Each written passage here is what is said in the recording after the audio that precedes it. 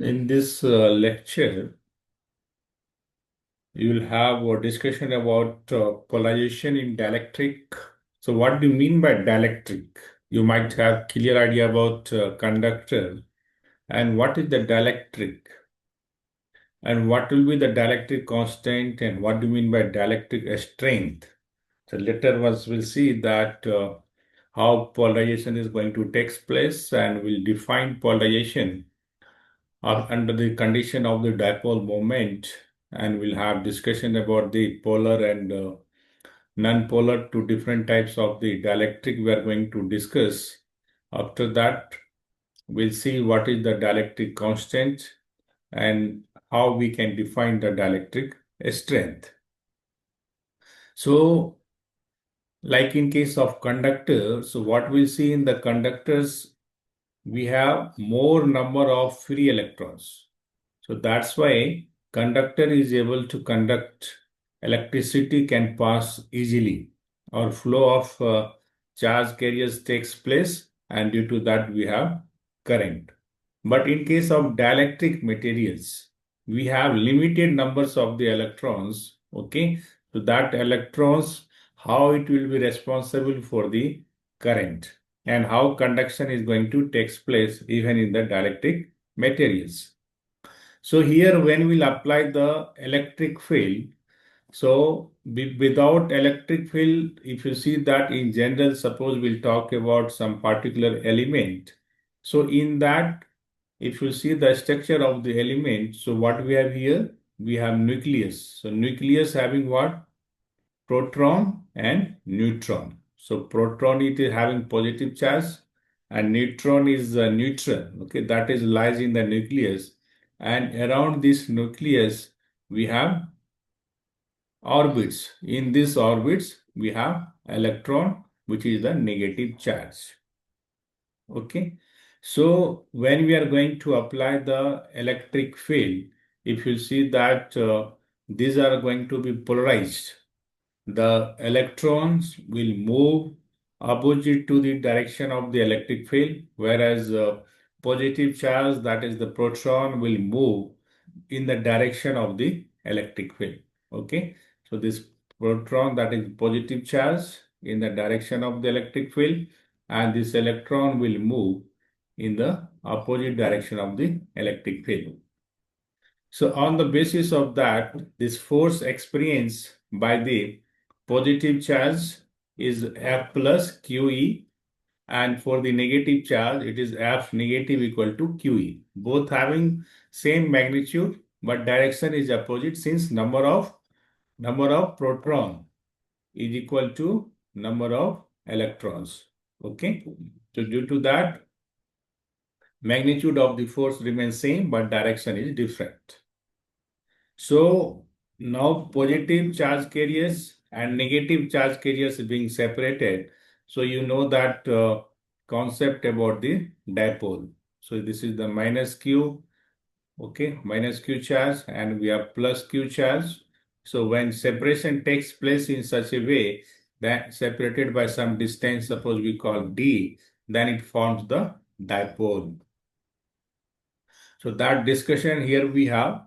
So after application of the electric field, it will form the dipole. And now this dielectric is said to be polarized.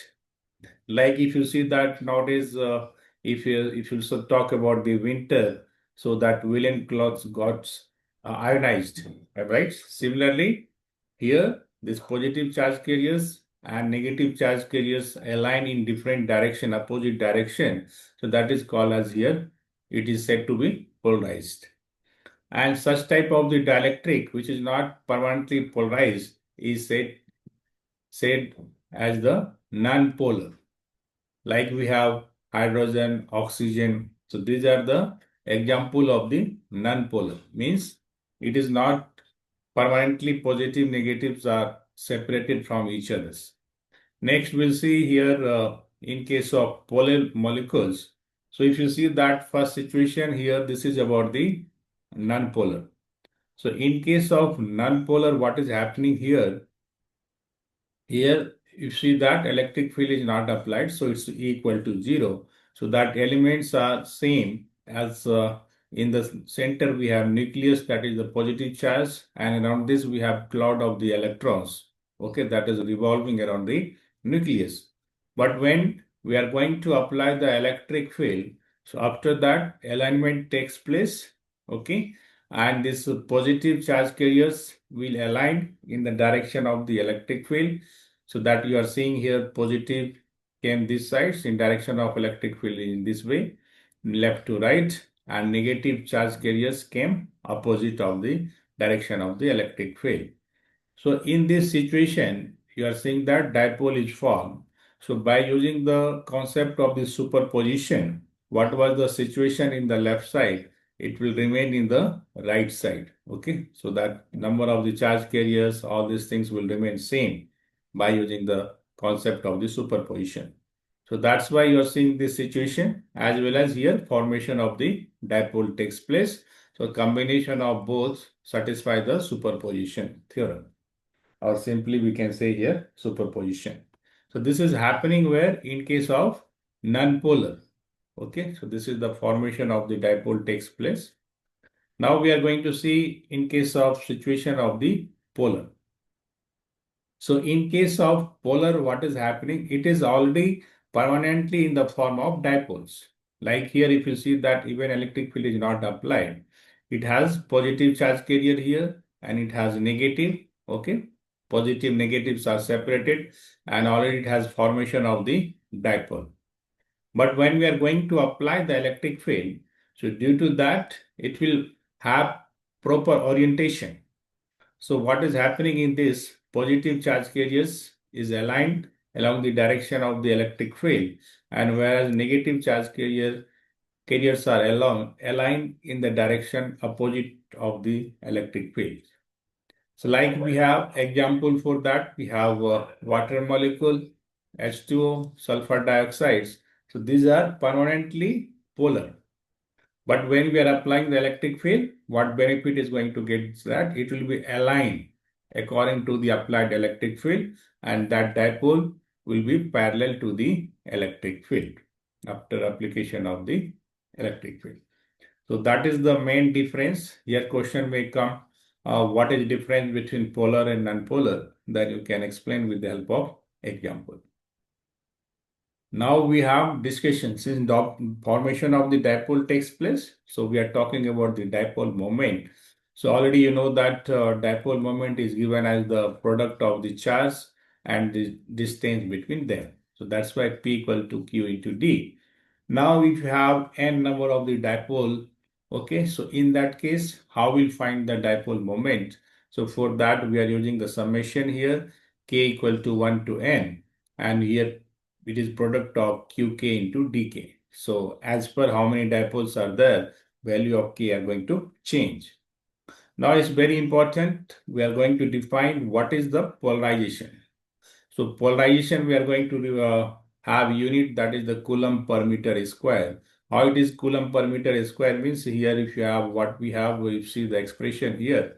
Okay, what we have, qd by del v. Del v is the volume. So coulomb is the unit of the charge, and distance we are representing in the meter, and volume is the cubic meter. So finally this one m will be cancelled, so we'll have coulomb per meter square. So finally, polarization is defined as the dipole moment per unit volume of the dielectric.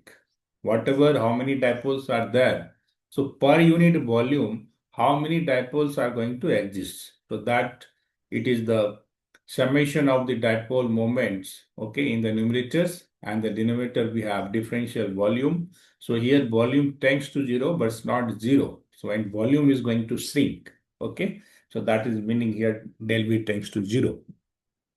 So that dipole moment per unit volume is called as the polarization. So this sometimes maybe have objective questions, okay, or by this concept you will able to answer the GATE exam questions also.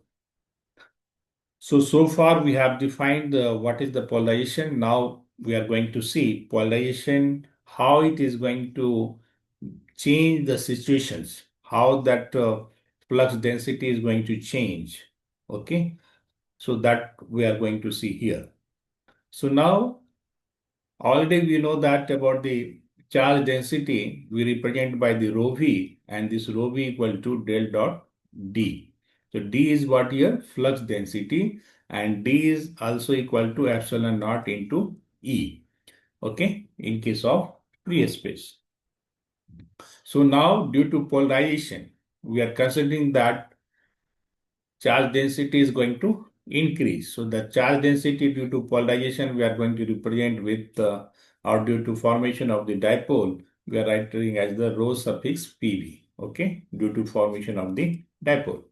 So that's why total volume charge density rho T equal to rho V plus rho PV. And finally, you know that it will be equal to the divergence of this flux density. So that's why it's written del dot epsilon naught into E. So rho V is the volume charge density of the free charge, and rho suffix PV is the volume charge density after polarization. So this is due to the effect of the polarization. So that is written in terms of like earlier we have due to that flux density. Now it is due to the polarization. So P for polarization, this capital P is for the polarization. So it can be written as minus del dot P. So now from here we are trying to find the charge density. So just we have to rearrange the equation 4. So on the basis of that, we have rho b equal to del dot epsilon naught E minus rho pb. And we substitute the value of rho pb, that is the minus del dot p. So finally this negative negative become positive, and we have expression del dot epsilon naught into E plus P. So finally, we'll try to rearrange in the form of a standard form. That is the del dot D here. So finally, if you'll compare both, so what you are getting here, D equal to epsilon naught into E plus P. So in general, we have D equal to epsilon naught into E alone. But due to polarization, this extra factor came, and that is a sum. That means flux density is going to increase due to polarization. That is very important. Okay.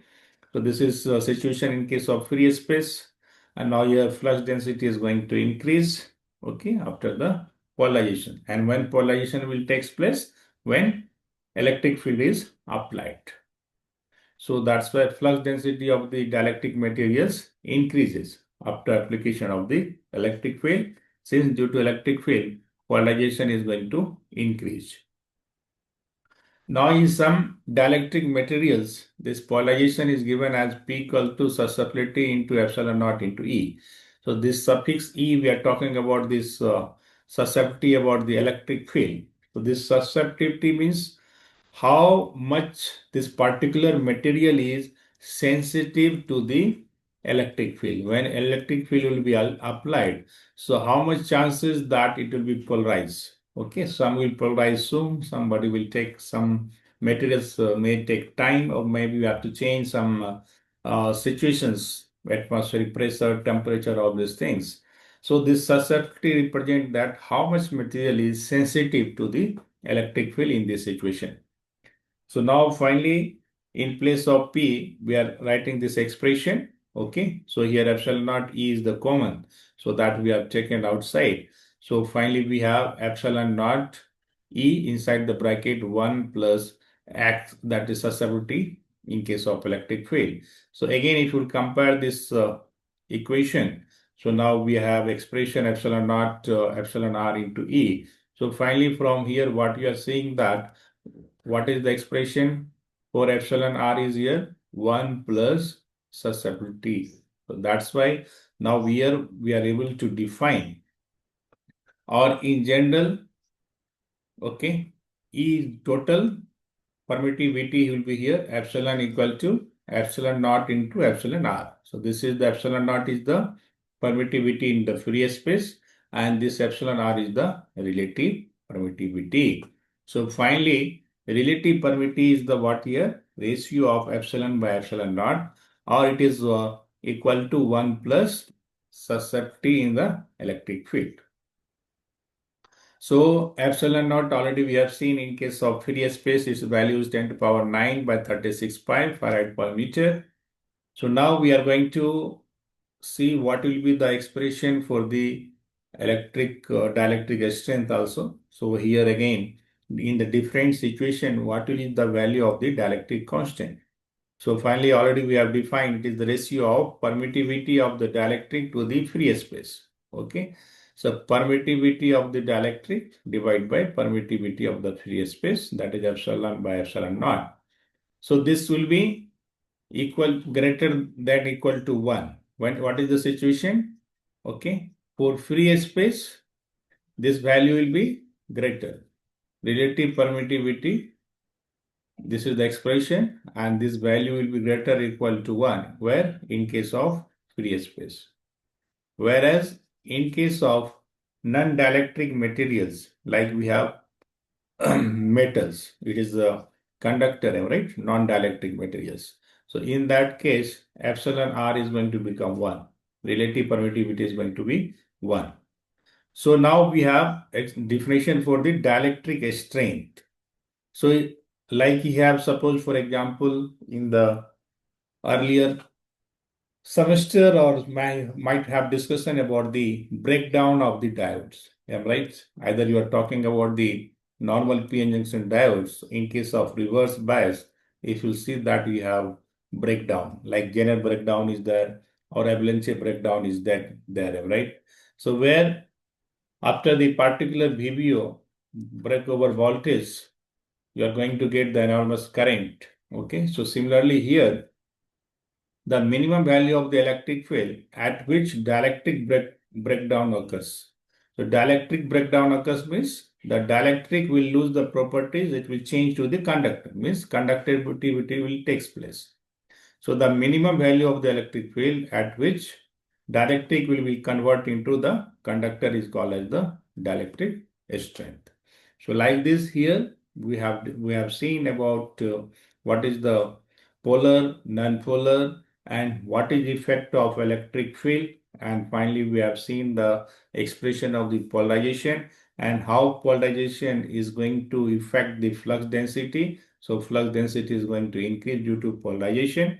Then we have seen what is the relative permittivity, that is epsilon r equal to epsilon by epsilon naught, and we have defined the dielectric strength. So dielectric strength is the minimum value of the electric field, okay, after which dielectric will change to the conductors. Okay, so like, subscribe, share with your friends. Thank you.